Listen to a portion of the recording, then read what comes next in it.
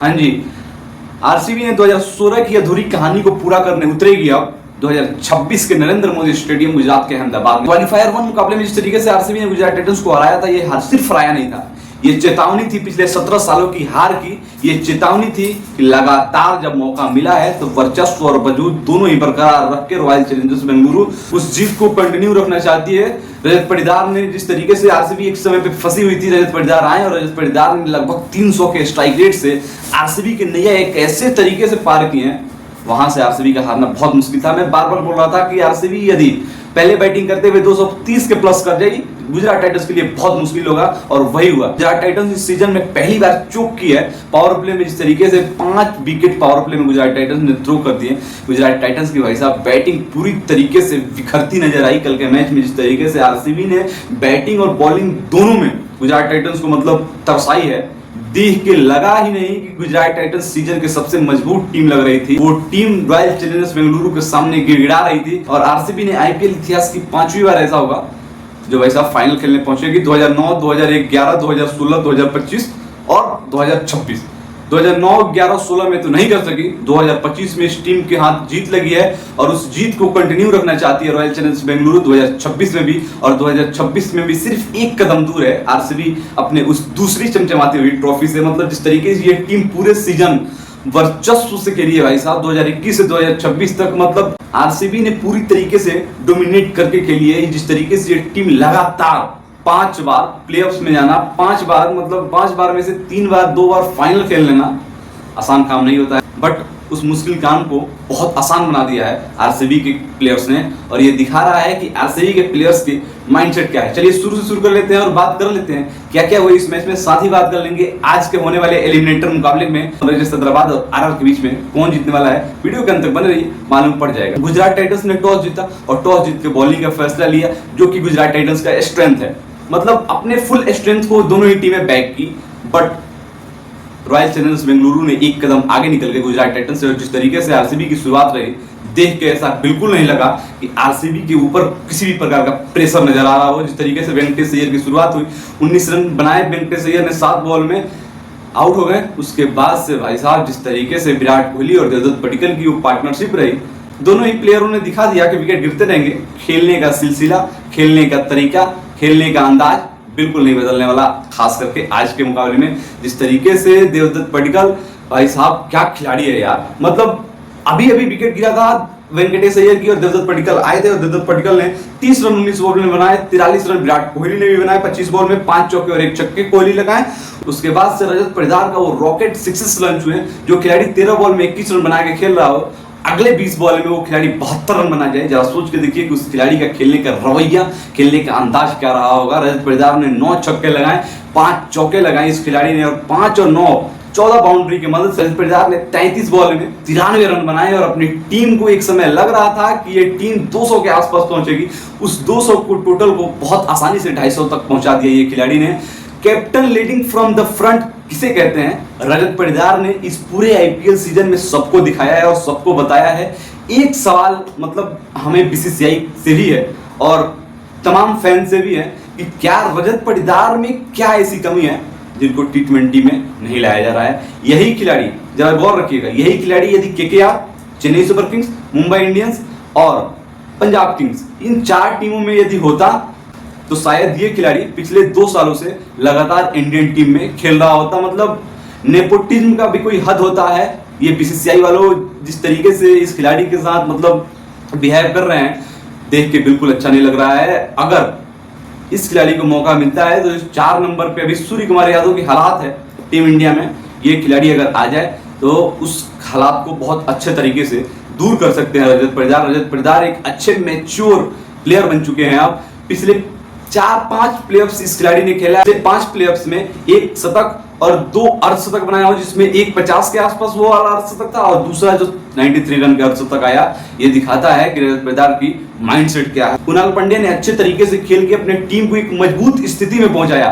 भाई साहब आरसीबी की यही टीम जो पहले चोक कर जाती थी, अब सामने वाली टीम को चोक कर रही है, क्योंकि ये टीम अब उस जीत के मंत्र को ढूंढ ली है जो मंत्र इस टीम से पिछले 17 सालों से दूर था। और ये आरसीबी भाई साहब 17 सालों में भी मजबूत टीम रखी है। तमाम ऐसे प्लेयर आए जो आरसीबी को बहुत मजबूत हिस्सा में, बहुत मजबूत स्थिति तक पहुंचाए, बहुत सारे रिकॉर्ड बनाए। बट पिछले 4-5 सालों में जो आरसीबी नजर आई है, ये आरसीबी हमें पहले नजर नहीं आ रही थी। इससे बेटर, समझ रहे हो, इससे बेटर प्लेयर थे 2016 में।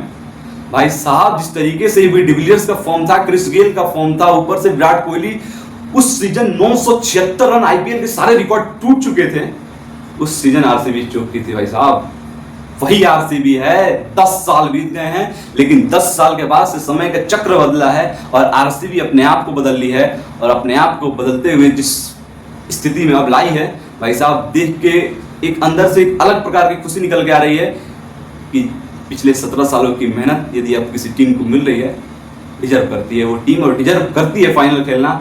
एक नहीं, दो नहीं, लगातार 3-4 फाइनल भी खेल ले तो भाई साहब उसके लिए कम होंगे, क्योंकि पिछले 17 सालों की तपिश, पिछले 17 सालों की मार का झेल, पिछले 17 सालों की हार की कहानी, पिछले 17 सालों की वो कड़ी मेहनत ये टीम झेली है।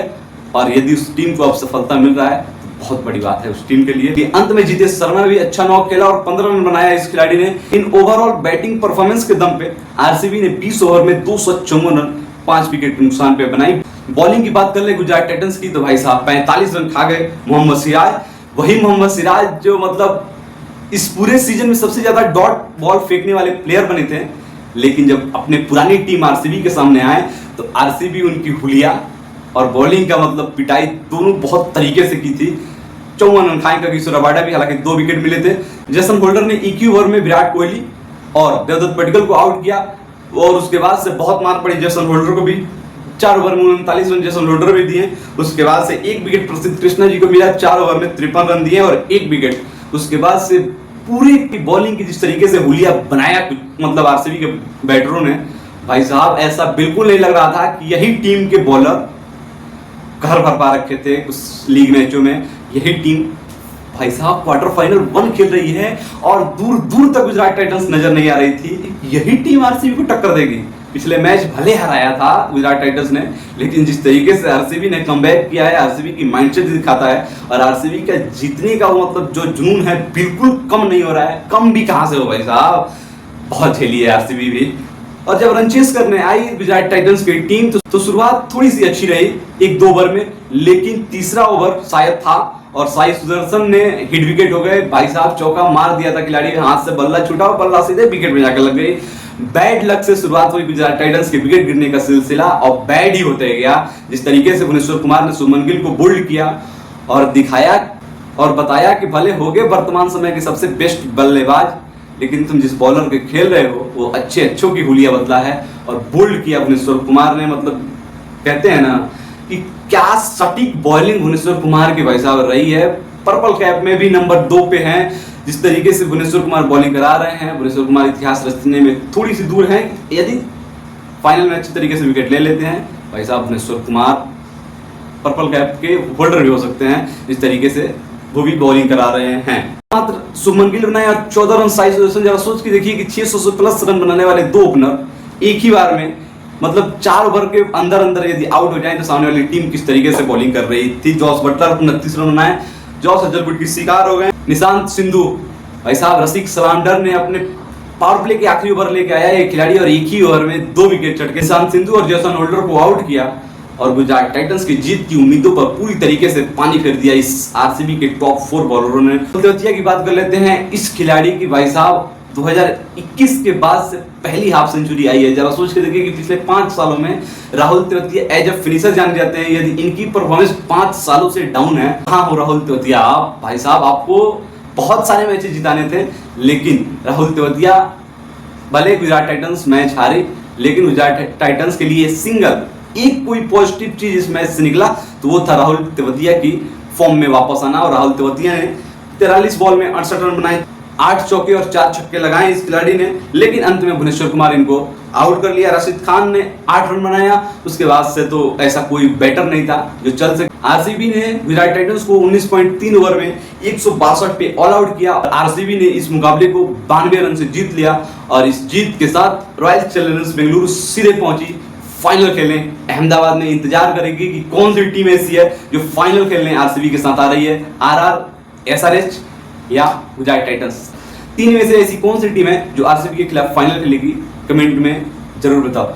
आज के मुकाबले की बात कर लेते हैं तो भाई साहब सनराइजर्स हैदराबाद और राजस्थान रॉयल्स, न्यू चंडीगढ़ में मुकाबला है। तो न्यू चंडीगढ़ की जो पिच है थोड़ी सी ट्रिकी पिच है, वहां पे मेरा मानना है कि एसआरएच की बॉलिंग अटैक आरआर पे हावी पड़ने वाली है। यदि आरआर पे टॉप ऑर्डर नहीं चला, राजस्थान रॉयल्स आज का मैच हार जाएगी और सनराइजर्स हैदराबाद आज के मैच जीत जाएगी। पिछले मैच में बताया था कि आरसीबी मैच जीतेगी, आरसीबी मैच जीती भी और फाइनल का रास्ता तय कर रही। एक मुकाबला आरसीबी यदि और जीतती है, दूसरे टाइटल से सिर्फ एक कदम दूरी पे है।